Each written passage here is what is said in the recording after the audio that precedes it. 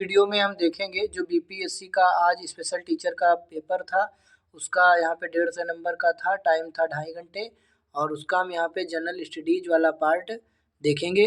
तो जल्दी से चलिए इसको करते हैं वीडियो को स्टार्ट।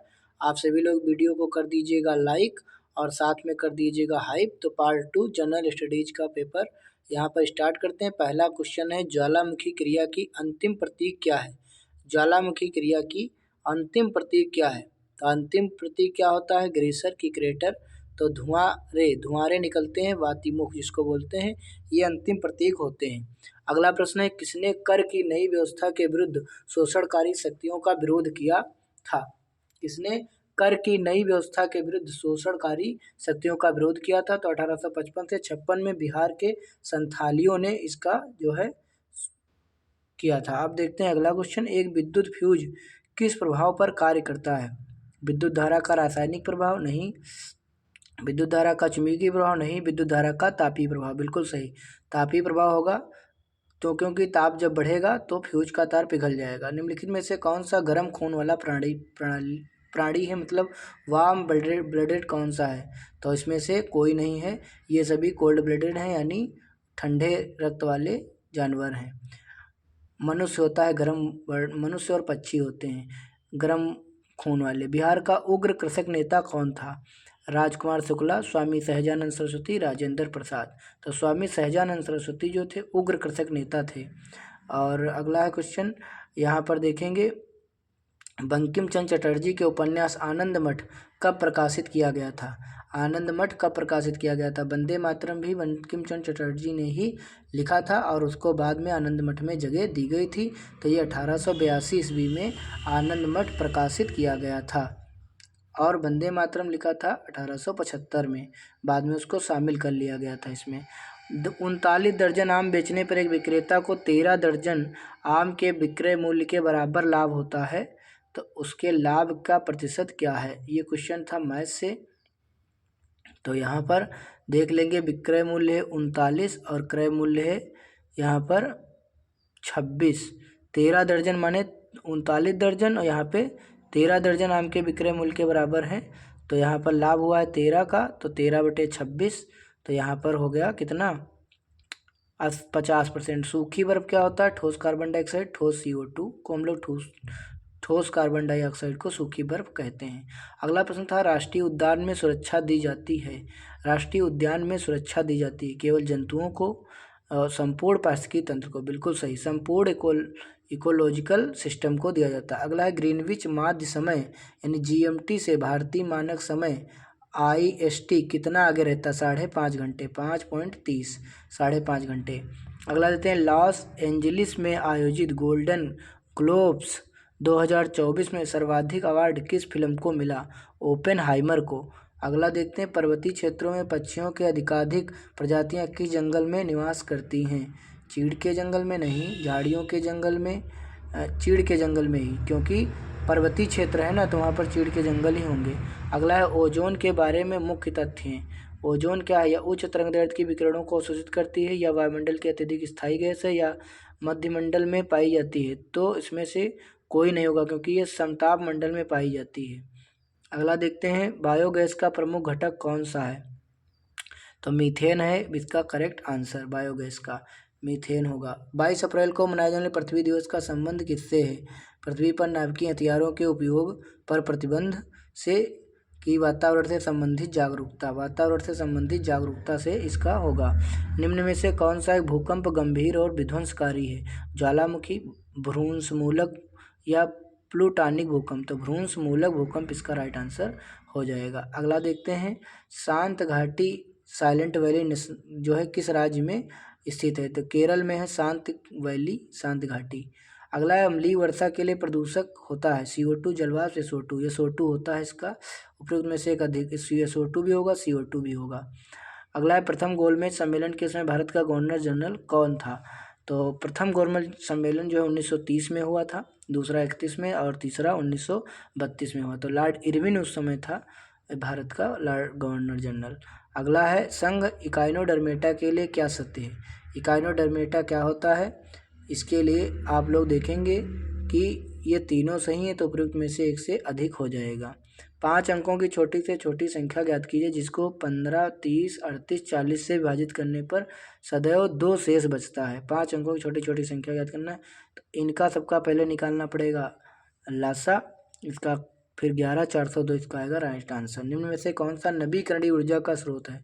तो नाभिकीय ईंधन जो है नवीकरणीय ऊर्जा का स्रोत है कि कोयला की पेट्रोलियम है? तो इसमें से कोई नहीं होगा क्योंकि सूर्य होता है नवीकरणीय ऊर्जा का स्रोत।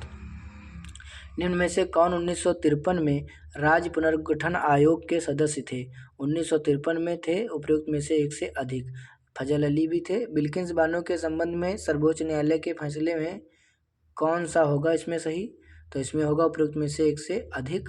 कौन सी अंतःस्रावी ग्रंथि नहीं है? थायराइड अंतःस्रावी ग्रंथि है।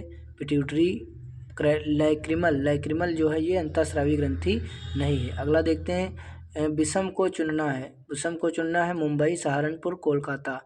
मुंबई, सहारनपुर, कोलकाता, इसमें से विषम कौन है? सहारनपुर विषम है, इसमें से अलग है मतलब। अब देखते हैं, मुंबई राजधानी थी, कोलकाता भी राजधानी थी, सहारनपुर राजधानी नहीं थी। 18 फरवरी 2024 को श्रीहरिकोटा से अंतरिक्ष में भेजे गए इनसाइट 3DS का प्रयोग किसके लिए किया जाएगा? तो किसके लिए किया जाएगा? तो यह मौसम विज्ञान के क्षेत्र के लिए किया जाएगा। यह नियम का भाई है कि नेक्स्ट देखते हैं, कुछ निर्वाचन क्षेत्रों में 2016 में उपचुनाव हेतु मतदान निम्न में से किस राज्य में निरस्त किया गया था? इसका राइट आंसर होगा तमिलनाडु। लंदन में सर कार्जन वैली की हत्या किसने की थी? लंदन में सर कार्जन वैली की हत्या किसने की थी? मदनलाल धिंगड़ा ने कर दी थी हत्या। पृथ्वी एवं सूर्य के बीच अधिकतम दूरी क्या होती है? क्या होगा? अपसौर। दूर को कहते हैं अपसौर और पास को कहते हैं उपसौर। ऑपरेशन बरगा में भारत की निम्न में से किन राज्य सरकार के लिए देश में संधारणीय समर्थन प्राप्त किया था? ऑपरेशन बरगा। तो इसका राइट आंसर क्या होगा? पश्चिम बंगाल में राज्य सरकार, केरल में राज्य सरकार। तो पहला ही इसका राइट आंसर हो जाएगा। अगला देखते हैं, वायुमंडल में ऑक्सीजन का बृहद एवं उच्च स्रोत क्या है? समुद्री पौधों के प्रकाश संश्लेषण से या घास के मैदानों के पारिस्थितिक तंत्र के पौधों के प्रकाश? तो समुद्री पौधों के प्रकाश संश्लेषण से इसमें राइट आंसर हो जाएगा। निम्नलिखित में कौन सा एक वनस्पतिक हार्मोन है? मैंने तो साइटोकाइन, इंसुलिन, एस्ट्रोजन, ये तो पहला ही इसमें राइट आंसर हो जाएगा। इसका देख लेंगे, इसका होगा पहला ही चौथा। नीचे दी गई आकृति में कितने आयत हैं? 9 आयत होंगे। फिर यहाँ पे देखेंगे इसके आगे, वायुमंडल अपनी अधिकतम ऊर्जा प्राप्त करता है किसके द्वारा? लघु पार्थिव विकिरण के द्वारा, सूर्य से। तो दीर्घ पार्थिव विकिरण तरंगों, तो सूर्य से ही। वैसे तो दीर्घ पार्थिव विकिरण इसका राइट आंसर हो जाएगा। वैसे तो सूर्य दिमाग में आ रहा होगा आपके। एक घड़ी दोपहर 12 बजे चलना शुरू करती है, 5:10 पर घंटे की सुई घूम जाएगी 155 अंश। इसके लिए सूत्र होता है, आपको मैं बाद में बताऊँगा। निम्नलिखित में से कौन सा नीचे दिए गए शब्दों का एक अर्थपूर्ण क्रम प्रदर्शित करता है? सबसे पहले क्या होगा? सबसे पहले आप विज्ञापन निकलेगा, विज्ञापन के बाद में आप आवेदन देंगे, आवेदन के बाद में आपका जो है क्या किया जाएगा? साक्षात्कार, फिर चयन, फिर नियुक्ति। तो 4, 5, 1, 3, 2 इसका राइट आंसर हो जाएगा। फिर मोहन उत्तर की तरफ 20 मीटर चला, बाएं मुड़ा, 10 मीटर चला, पुनः दाएं मुड़ा, 20 मीटर चला, यहाँ फिर वह दाएं मुड़ा, 10 मीटर चला। अब वह अपने प्रारंभिक बिंदु से कितनी दूर है? तो इसका सॉल्यूशन होगा 40 मीटर, राइट आंसर। अगला देखते हैं, निम्नलिखित में से कौन सी भारत की सबसे लंबी नहर कहलाती है? तो इसके लिए आपका हो जाएगा इंदिरा गांधी नहर। निम्न राष्ट्रीय उद्यानों में कौन सा एक सही सुमेलित नहीं है? तो इसका राइट आंसर क्या हो जाएगा आपका? इसमें से कौन सही सुमेलित नहीं है? गुंडी तमिलनाडु, भगवान महावीर बिहार, और कौन सा सही नहीं? पहला ही बी विकल्प इसका हो जाएगा। अब यहाँ देखेंगे, दबे हुए ठोस कचरे में कार्बनिक पदार्थ निम्न कारण विघटित होते हैं। तो सूक्ष्म जीवों की क्रिया के द्वारा यहाँ पर विघटित होंगे। पहले का हो जाएगा बी विकल्प। ये विज्ञान से क्वेश्चन है, समझ लीजिए। प्रोटोजोआ में भोजन का पाचन निम्न में से होता है। प्रोटोजोआ में भोजन का पाचन निम्न में से होता है। किसमें होता है प्रोटोजोआ में भोजन का पाचन? तो प्रोटोजोआ में हम लोग देखेंगे साइटोप्लाज्म। भोजन रिक्तिका किसमें होती है? फूड वैक्यूल ये होती है अमीबा में, और प्रोटोजोआ में भी यही राइट आंसर हो जाएगा। अगला देखते हैं, पराग। यदि किसी चालक में 6 कूलाम आवेश 2 सेकंड तक प्रवाहित हो तो विद्युत धारा कितनी होगी? तो धारा पूछा I बराबर Q/T, तो 2 × 6 3 एम्पियर इसका राइट आंसर आएगा। बी विकल्प इसका राइट आंसर आएगा। ठीक, तो इसका हो जाएगा बी विकल्प। अगला देखते हैं, पराग नलिकाओं का बीजांड की ओर बढ़ाना किसका उदाहरण है? पराग नलिकाओं का बीजांड की ओर बढ़ाना किसका उदाहरण है? बीजांड की तरफ बढ़ेगा तो ये कहलाएगा आपका केमोट्रॉपिज्म। जियोट्रॉपिज्म तो पृथ्वी की तरफ जड़ों का बढ़ना होता है, हेटेरोट्रॉपिज्म होता है पानी की तरफ जड़ों का बढ़ना, तो ये केमोट्रॉपिज्म ही कहलाएगा। नेक्स्ट देखते हैं, आमतौर पर अभ्यस्त किया जाने वाला एसिड बेस संकेतक कौन है? पिटूनिया आर्क, लिटमस घोल, हल्दी का घोल। आमतौर पर अभ्यस्त किया जाने वाला एसिड बेस संकेतक कौन है? हाँ, लिटमस का ज़्यादातर प्रयोग करते हैं। वैसे प्राकृतिक देखा जाएगा तो हल्दी हो जाएगा, लेकिन लिटमस का हम लोग ज़्यादा प्रयोग करते हैं। पर्यावरणीय कारकों द्वारा रूपांतरण यानी वेरिएंट का चयन निम्न का आधार बनता है। क्या बनता है? प्रजनन प्रक्रियाएं, वंशांग विविधताएं, तो विविधताएं ही इसका राइट आंसर होगा। वैसे प्रजनन भी हो जाएगा, विकासवादी प्रक्रियाएं, तो यहाँ पर विकासवादी प्रक्रियाएं इसका ज़्यादातर राइट आंसर ले लिया गया है। अगला देखते हैं, लोहे का शुद्धतम रूप कौन सा होता है? स्टील, कच्चा लोहा, ढलवा लोहा या गढ़ा लोहा, तो इसमें से कौन सा होगा? लोहा सही हो जाएगा शुद्धतम रूप। निर्वात का निरपेक्ष अपवर्तनांक कितना होगा? निर्वात का होगा 1। कितना होगा? 1 से अधिक, 1 से कम या 1।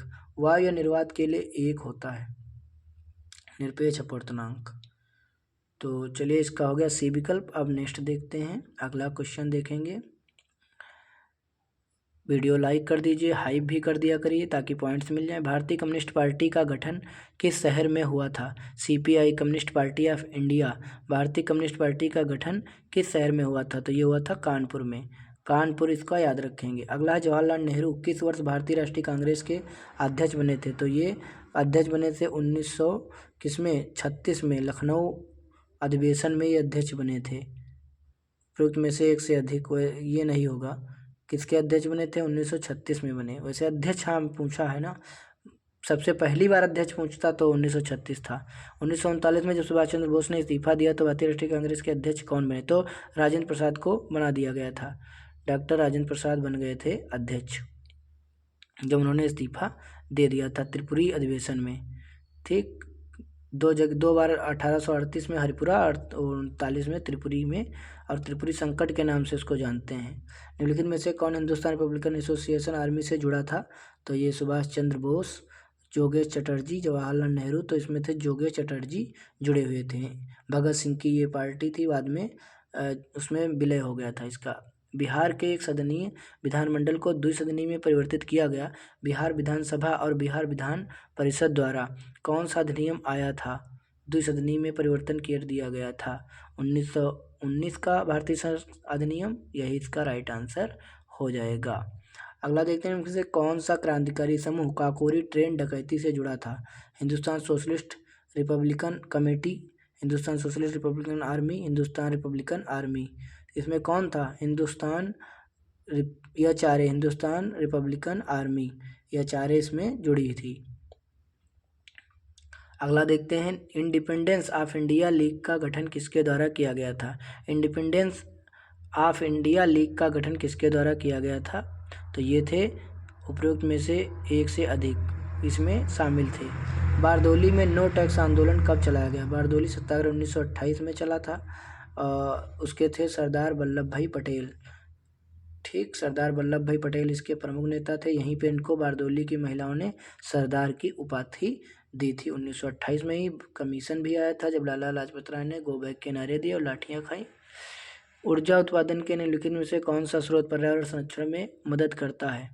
बायोगैस, सौर या जल, सभी। एक से अधिक हो जाएगा। भारत के बॉक्साइट भंडार मुख्य रूप से कहाँ पाए जाते हैं? तो ये बाबा बुदन की पहाड़ियाँ में पाए जाते हैं। भारत के बॉक्साइट भंडार मुख्य रूप से कहाँ पाए जाते हैं? बाबा बुदन की पहाड़ियाँ, मैकाल की पहाड़ियाँ, तो यहाँ पर मैकाल की पहाड़ियाँ राइट आंसर हो जाएगा। अगला देखते हैं, वर्तमान अनुमानों के अनुसार भारत की लगभग 20% आबादी राज्यों द्वारा साझा की जाती है। वर्तमान अनुमानों के अनुसार भारत की लगभग 20% आबादी राज्यों द्वारा साझा की जाती है। किसके द्वारा? महाराष्ट्र और गुजरात, बिहार और पश्चिम बंगाल, उत्तर प्रदेश और बिहार, या उपरोक्त में से एक से अधिक। तो इसका राइट हो जाएगा उत्तर प्रदेश और बिहार। वार्षिक तापमान की अधिक सीमा दर्ज करने वाला स्थान कौन सा है? लेह, दिल्ली, जोधपुर। वार्षिक तापमान की अधिक सीमा दर्ज करने वाला कौन होगा? जोधपुर, क्योंकि ये राजस्थान में पड़ता है। निम्नलिखित में से मिट्टी और राज्यों के अनुसार कौन सा जोड़ा सही? काली मिट्टी पाई जाती मेघालय में, ये तो गलत है। लेटेराइट मिट्टी गोवा, शुष्क मिट्टी गुजरात। तो इसमें से कौन सा राइट आंसर होगा? इसका हो जाएगा लेटेराइट मिट्टी गोवा में पाई जाती। गोवा सबसे छोटा राज्य है, 24वां राज्य गोवा है। प्रायद्वीपीय भारत की निम्नलिखित चोटियों को उत्तर से दक्षिण की ओर व्यवस्थित करें। पहले कौन सी आती है? धूपगढ़, महेंद्रगिरी, डोडा बेटा, गुरु शिखर। डोडा बेटा दक्षिण भारत की दूसरी सबसे बड़ी चोटी है। ठीक, तो यहाँ पे इसका जो है सही क्रम क्या होगा? सबसे पहले गुरु शिखर आएगा, फिर धूपगढ़, फिर महेंद्रगिरी, तब डोडा बेटा आएगा। यानी 1 2 3 4, 1 2 3 4, यहाँ पर मतलब 4 4, फिर 4 के बाद 1, फिर 2 3 आ जाएगा। अगला क्वेश्चन है यहाँ पर, भारत की प्रायद्वीपीय नदियों को उनके बेसिन क्षेत्र के संदर्भ में घटते क्रम में व्यवस्थित करें। तो इसके लिए प्रायद्वीपीय नदियों को उनके बेसिन क्षेत्र में सबसे पहले कौन है? नर्मदा, गोदावरी। तो 2 4 3 1 इसका राइट आंसर आएगा। पहले गोदावरी, फिर कृष्णा, फिर महानदी, फिर नर्मदा। निम्नलिखित में से कौन सा वन्यजीव अभ्यारण्य भारत में सबसे पूर्वी है? सबसे पूर्व में वन्यजीव अभ्यारण्य भारत में कौन है? तो ये होगा काजीरंगा की, रणथंभौर की, मानस। तो इसका राइट आंसर क्या होने वाला है? वन्यजीव अभ्यारण्य भारत में सबसे पूर्व में अरुणाचल प्रदेश भी होता है, वहाँ काजीरंगा राष्ट्रीय उद्यान अभ्यारण्य असम में रहने वाला है। इसका राइट आंसर। अगला देखते हैं। तो यहीं पर हो चुके हैं समाप्त। मिलते हैं आपसे नेक्स्ट वीडियो में, तब तक के लिए इसको धन्यवाद, लाइक करिए। Thank you so much.